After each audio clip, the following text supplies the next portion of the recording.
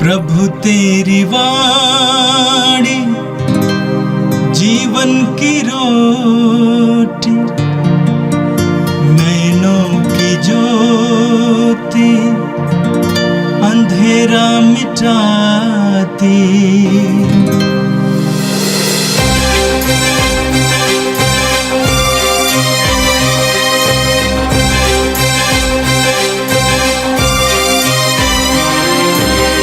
प्रभु तेरी वाणी जीवन की रोटी, नैनों की ज्योति अंधेरा मिटाती।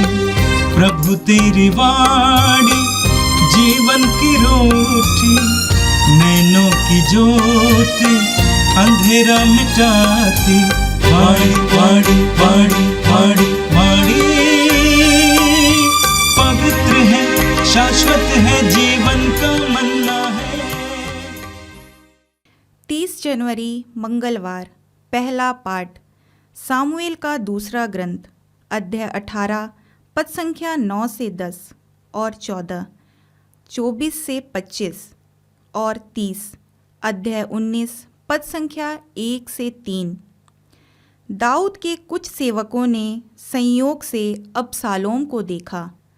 जिस खच्चर पर अबशालोम सवार था वह एक बड़े बलूत की डालियों के नीचे से निकला और अबशालोम का सिर बलूत में अटक गया। खच्चर आगे बढ़ गया और अबशालोम आकाश और पृथ्वी के बीच लटकता रहा। एक व्यक्ति ने उसे देखा और यह कहते हुए योआब को इसकी सूचना दी, मैंने अबशालोम को एक बलूत से लटकता हुआ देखा। योआब ने 3 भाले ले लिए और उन्हें अबशालोम के कलेजे में भोंक दिया, जो अब तक जीवित ही बलूत से लटक रहा था। दाऊद शहर के 2 फाटकों के बीच बैठा हुआ था। एक पहरेदार दीवार के पास के द्वार मंडप की छत पर चढ़ा और उसने दृष्टि दौड़ाकर देखा कि एक व्यक्ति अकेला दौड़ता हुआ आ रहा है। पहरेदार ने राजा को इसकी सूचना दी और राजा ने कहा, उधर जाकर खड़े रहो, और पहरेदार ने वही किया। तब कूसी के पास आकर कहा, मैं अपने स्वामी और राजा के लिए अच्छा समाचार ला रहा हूँ। प्रभु ने आज आपको न्याय दिलाया है और आप उन सबों के हाथ से छुड़ा दिया जिन्होंने आपके विरुद्ध विद्रोह किया था। राजा ने कूसी से कहा, क्या नवयुवक अबशालोम सकुशल है? और कूसी ने उत्तर दिया, उस नवयुवक को जो दुर्गति हो गई है वही मेरे स्वामी और राजा के सब शत्रुओं को प्राप्त हो, और उन सबों को भी जो आपके विरुद्ध षड्यंत्र रचते हैं। राजा बहुत व्याकुल हो उठा और द्वार मंडप के ऊपरी कमरे में जाकर रोने लगा। वह यह कहते हुए इधर उधर टहलता रहा, हाय मेरे पुत्र अबशालोम, मेरे पुत्र अबशालोम, अच्छा होता कि तुम्हारे बदले मैं ही मर गया होता। अबशालोम मेरे पुत्र। योआब को यह सूचना दी गई। राजा रोते और अबशालोम के लिए शोक मनाते हैं। जब लोगों ने यह सुना कि राजा अपने पुत्र के कारण दुखी है, तो वह उस दिन समस्त प्रजा के लिए विजयोल्लास शोक में बदल गया। यह प्रभु की वाणी है। संत मार्कुस के अनुसार पवित्र सुसमाचार, अध्याय 5 वाक्य संख्या 21 से लेकर 43 तक। जब ईसा नाव से उस पार पहुंचे तो समुद्र के तट पर उनके पास एक विशाल जनसमूह एकत्र हो गया। उस समय सभागृह का जैरूस नामक एक अधिकारी आया। ईसा को देखकर वह उनके चरणों पर गिर पड़ा और यह कहते हुए अनुनय विनय करता रहा, मेरी बेटी मरने पर है, आइए और उस पर हाथ रखिए, जिससे वह अच्छी हो जाए और जीवित रह सके। ईसा उसके साथ चले। एक बड़ी भीड़ उनके पीछे हो ली और लोग चारों ओर से उन पर गिरे पड़ते थे। एक स्त्री 12 बरस से रक्तस्राव से पीड़ित थी। अनेकानेक वैद्यों के इलाज के कारण उसे बहुत कष्ट सहना पड़ा था और सब कुछ खर्च करने पर भी उसे कोई लाभ नहीं हुआ था, बल्कि वह और भी बीमार हो गई थी। उसने ईसा के विषय में सुना था और भीड़ में पीछे से आकर उनका कपड़ा छू लिया, क्योंकि वह मन ही मन कहती थी, यदि मैं उनका कपड़ा भर छूने पाऊं तो अच्छी हो जाऊंगी। उसका रक्तस्राव उसी क्षण सूख गया और उसने अपने शरीर में अनुभव किया कि मेरा रोग दूर हो गया है। ईसा उसी समय जान गए कि उनसे शक्ति निकली है। भीड़ में मुड़कर उन्होंने पूछा, किसने मेरा कपड़ा छुआ? उनके शिष्यों ने उनसे कहा, आप देखते ही हैं कि भीड़ आप पर गिरी पड़ती है, तब भी आप पूछते हैं किसने मेरा स्पर्श किया? जिसने ऐसा किया था उसका पता लगाने के लिए ईसा ने चारों ओर दृष्टि दौड़ाई। वह स्त्री यह जानकर कि उसे क्या हो गया है, डरती कांपती हुई आई और उन्हें दंडवत कर सारा हाल बता दिया। ईसा ने उससे कहा, बेटी, तुम्हारे विश्वास ने तुम्हें चंगा कर दिया है। शांति प्राप्त कर चले जाओ और अपने रोग से मुक्त रहो। ईसा यह कह ही रहे थे कि सभागृह के अधिकारी के यहाँ से लोग आए और बोले, आपकी बेटी मर गई है। अब गुरुवर को कष्ट देने की जरूरत ही क्या है? ईसा ने उनकी बात सुनकर सभागृह के अधिकारी से कहा, डरिए नहीं, बस विश्वास कीजिए। ईसा ने पेतरुस, याकूब के भाई योहन के सिवा किसी और को भी अपने साथ आने नहीं दिया। जब वे सभागृह के अधिकारी के यहाँ पहुंचे तो ईसा ने देखा कि कोलाहल मचा हुआ है और लोग विलाप कर रहे हैं।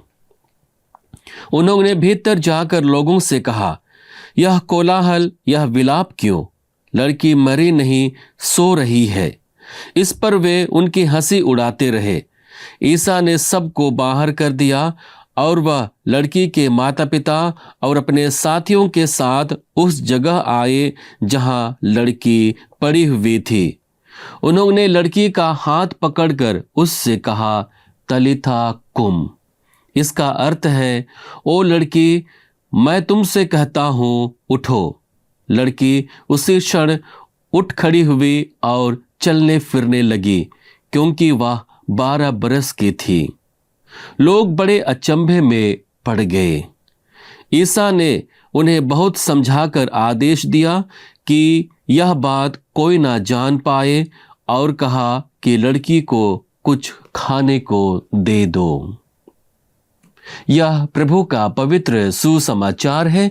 ख्रिस्त प्रभु की जय। यीशु में मेरे प्रिय भाई और बहनों, हर एक ख्रिस्त विश्वासी के लिए आशा में जीवन व्यतीत करना अति आवश्यक है और ये हमारे जीवन की, हमारे ख्रिस्त जीवन की एक पहचान है। यदि कोई व्यक्ति आशा से परिपूर्ण होकर अपने जीवन को व्यतीत करता है तो वह जीवन की हर एक चुनौतियों का सामना करने में समर्थ हो जाता है। वहीं दूसरी ओर जब व्यक्ति का आशा टूट जाती है तो वह निराशा, उदासी और हताशा का जीवन व्यतीत करता है। वह जीवन के और भावी चुनौतियों का सामना करने में असमर्थ हो जाता है। इसलिए क्रिस्तीय जीवन को ज्वलंत बनाने के लिए सबसे पहले हमें अपने जीवन को आशा से परिपूर्ण करना है। हम यिर्मयाह नबी के ग्रंथ अध्याय 29 वाक्य संख्या 11 में पढ़ते हैं, जहां पर बहुत सुंदर वचन हमारे लिए दिया गया है, जहां पर वचन कहता है, मैं तुम्हारे लिए निर्धारित अपनी योजनाएं जानता हूं। यह प्रभु की वाणी है, तुम्हारे हित की योजनाएं अहित की नहीं, तुम्हारे लिए आशामय भविष्य की योजनाएं। प्रभु कहते हैं कि मैंने तुम्हारे लिए योजनाएं बनाई हैं, हित की योजना, अहित की नहीं, और तुम्हारे लिए आशामय भविष्य की योजनाएं। और संभवतः हर एक ख्रिस्त विश्वासी को इसी योजना के लिए हमेशा प्रभु के द्वारा बुलावा मिलता है, और उसी बुलावा को पहचानने के लिए, जानने के लिए और अपने जीवन में आत्मसात करने के लिए हमें आशामय जीवन को व्यतीत करना होता है। यदि हम दूसरे शब्दों में कहें तो आशामय जीवन हमारा एक अधिकार भी है और हमारा एक कर्तव्य भी है। अधिकार क्यों है? क्योंकि ईश्वर प्रेम से परिपूर्ण है, वह हमेशा हम सबका हित चाहता है, और जब वह हमारा हित चाहता है तो वह हमारे लिए कुछ भी करने के लिए तैयार रहता है। और वहीं दूसरी ओर यह हमारा कर्तव्य है कि हम अपने क्रिस्तीय जीवन को आशामय और आशापूर्ण तरीके से व्यतीत करें। और वह कब संपन्न होगी? जब हम ईश्वर को प्यार करने लगेंगे, ईश्वर की योजना को समझते हुए, ईश्वर की आज्ञाओं का पालन करते हुए हम अपने क्रिस्तीय जीवन को प्रभु को समर्पित करते हैं। और यह हमें जानने की जरूरत है कि ईश्वर हमारा कभी भी परित्याग नहीं करेगा। हम कैथोलिक धर्म के धर्म शिक्षा में पढ़ते हैं, जहां पर हमें बताया जाता है कि हर एक ख्रिस्तीय विश्वासी को जैसे ही वह बपतिस्मा लेता है, ईश्वर उनके जीवन में आशा को रोप देते हैं, उनके जीवन में आशा को बना देते हैं। और इसलिए हम कह सकते हैं कि हमारा क्रिस्तीय आशा ईश्वर का दिया हुआ सबसे बड़ा और सर्वोत्तम उपहार है। यीशु में मेरे प्रिय भाई और बहनों, आज के दोनों पाठ हमें इसी आशा पर मनन चिंतन करने के लिए एक अवसर देता है। आज का पहला पाठ सामुएल के दूसरे ग्रंथ से लिया गया है, जहां पर हम लोग पढ़ते हैं कि राजा दाऊद अपने बेटे के आतंक से यहां वहां भागता है। यहां पर हम देखते हैं कि राजा दाऊद उसका सामना कर सकता था, लेकिन उनके जीवन में एक आशा थी, उनके जीवन में एक उम्मीद थी, उनको विश्वास था कि ईश्वर के द्वारा जो भी योजना होगी वह उसके जीवन में संपन्न होगी, और इसी से निहित अपने जीवन को वह व्यतीत करता है। और जब उसे यह समाचार दिया जाता है कि उनका सबसे बड़ा दुश्मन अबसलोम मारा गया है, तब वह दुखी हो जाता है, वह अपने दुख को प्रकट करता है। एक और जहां लोग उनके लिए आनंद मनाते हैं कि राजा दाऊद के सबसे बड़े शत्रु का अंत हो गया है, वहीं दूसरी ओर राजा दाऊद उसके लिए विलाप करते हैं और कहते हैं कि ईश्वर उसके बदले मेरा ही प्राण ले लेता तो अच्छा रहता। और वचन के अंत में पढ़ते हैं कि लोग उनके लिए शोक करने लग जाते हैं। यहां पर सबसे बड़ी बात हमारे लिए मनन चिंतन करने के लिए है कि राजा दाऊद आशा से परिपूर्ण जीवन व्यतीत कर रहा था। यद्यपि उसके जीवन में उतार चढ़ाव हुआ, लेकिन उसे भली भांति मालूम था कि ईश्वर उसके लिए एक अच्छी योजनाएं तैयार किया है, उसके हित की योजना बनाया है, और इसलिए वह उन्हीं योजना पर आधारित अपने जीवन को जीने की कोशिश कर रहा था। आज के सुसमाचार में हमारे सामने दो महत्वपूर्ण व्यक्तियों को रखा गया है। पहला व्यक्ति है सभागृह का अधिकारी जैरूस, और दूसरा है रक्तस्राव से पीड़ित महिला। इन दोनों के जीवन को यदि हम देखते हैं तो कहीं ना कहीं उनके जीवन में संकट आता है, भय आता है, डर आता है, लेकिन उन सभी चुनौतियों का वे लोग संघर्ष और सामना करने में सफल हो पाते हैं, क्योंकि कहीं ना कहीं उनके जीवन में आशा थी, कहीं ना कहीं उनके जीवन में उम्मीद थी कि उनके जीवन में कुछ अच्छा होगा, कुछ भला होगा। और इसी उम्मीद के साथ में जैरूस यीशु के पास आता है और उससे अनुनय विनय करता है कि उसकी बेटी बीमार है, मरने को है। यदि प्रभु उनके घर में आ जाएंगे तो उसकी बेटी जिंदा हो सकती है, वह जीवित हो सकती है। वहीं दूसरी ओर देखते हैं रक्तस्राव से पीड़ित महिला, इस उम्मीद के साथ वह यीशु का कपड़ा छूती है कि वह चंगी हो जाएगी। उनके मन में कहीं ना कहीं आशा थी कि उनके कपड़े भर छूने से वह चंगी हो जाएगी, और इसी उम्मीद के साथ वह यीशु के पास आती है और चंगाई को प्राप्त करती है। इन दोनों के जीवन में उनकी आशा और उनका विश्वास उनके लिए चमत्कार लेकर आता है।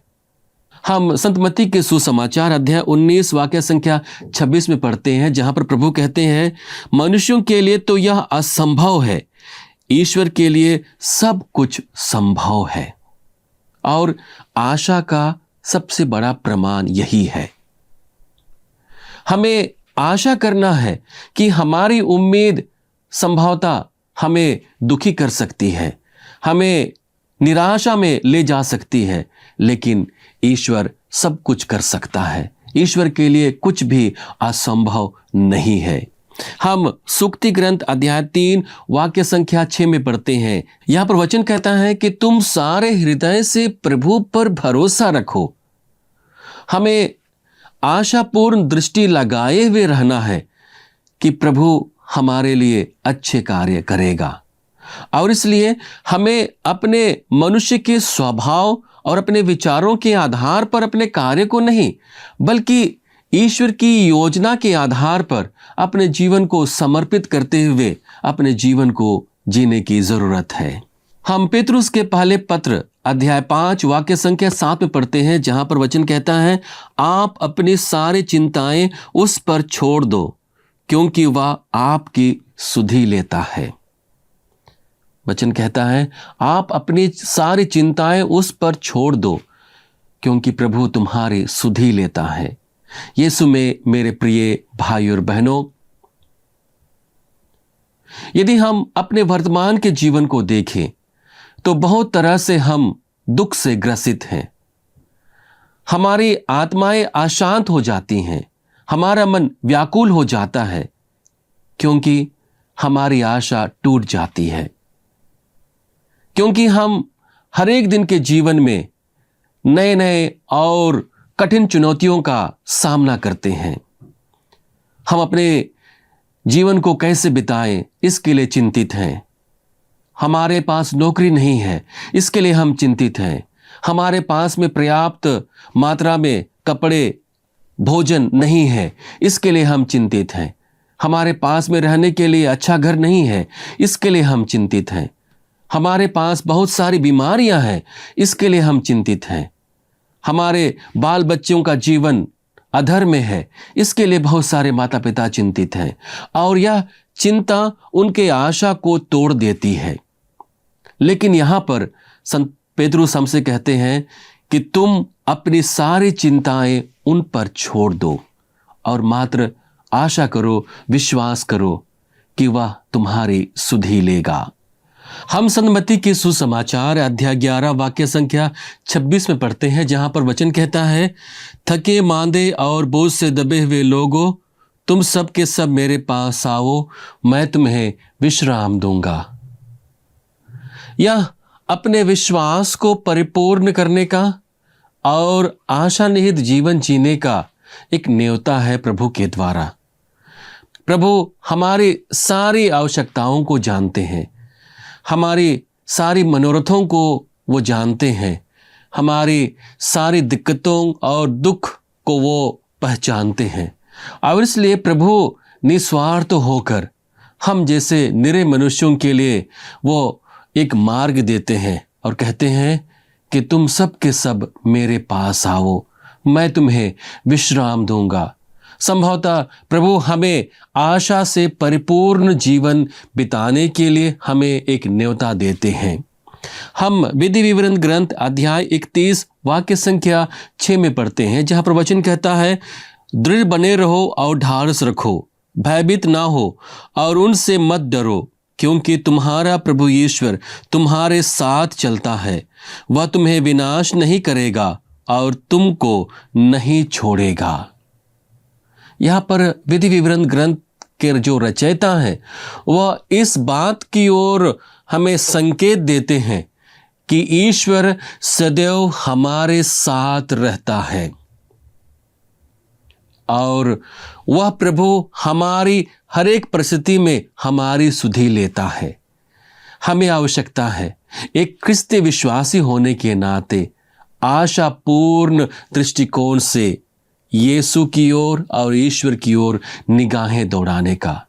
जब भी हम अपने जीवन में उदास हो जाते हैं, हताश हो जाते हैं और हमारे संपूर्ण जीवन में निराशा छा जाती है, इन सभी अवसरों में हमें दृढ़ विश्वास के साथ, दृढ़ धैर्य के साथ ईश्वर की ओर निगाहें दौड़ाना है, आशापूर्ण जीवन को व्यतीत करना है। और जब हम ऐसा करने में सक्षम होते हैं तो ईश्वर हमारे जीवन में चमत्कार करते हैं, जैसे उसने जैरुस के जीवन में किया, जैसे उसने उस महिला के जीवन में किया जो रक्तस्राव से पीड़ित थी। आइए हम प्रभु से प्रार्थना करें कि जीवन की हर एक विपत्ति में, हर एक दुख के समय में, हर एक चुनौतियों में हम आशा को लेकर, आशा से परिपूर्ण होकर हम प्रभु की ओर निगाहें दौड़ाएं और उनके बताए वचनों पर चलते हुए अपने भाई बहनों को और अपने जीवन को स्वर्ग राज्य की ओर आगे ले सकें। हे सर्वशक्तिमान पिता परमेश्वर, हम धन्यवाद देते हैं प्रभु आज के इन पवित्र वचनों के लिए जो हमें आशा से परिपूर्ण जीवन जीने के लिए प्रेरित कर रहा है।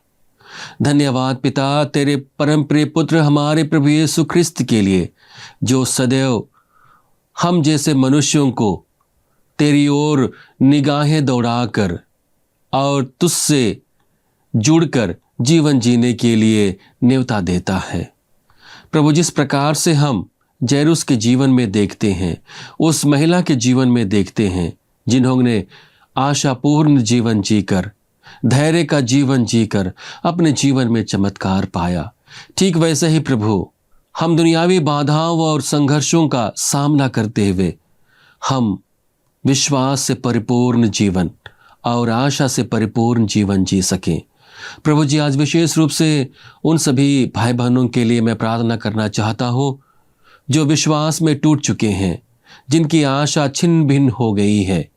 प्रभु, तो उनका साथ देना, तो उनके साथ रहना प्रभु, उनके विश्वास को जागृत करना, उनकी आशा को फिर से नवीनीकृत करना प्रभु, ताकि वे विश्वास और भरोसे के साथ तुझसे जुड़कर और पूरे कलीसिया से जुड़कर स्वर्ग राज्य की ओर आगे बढ़ सके।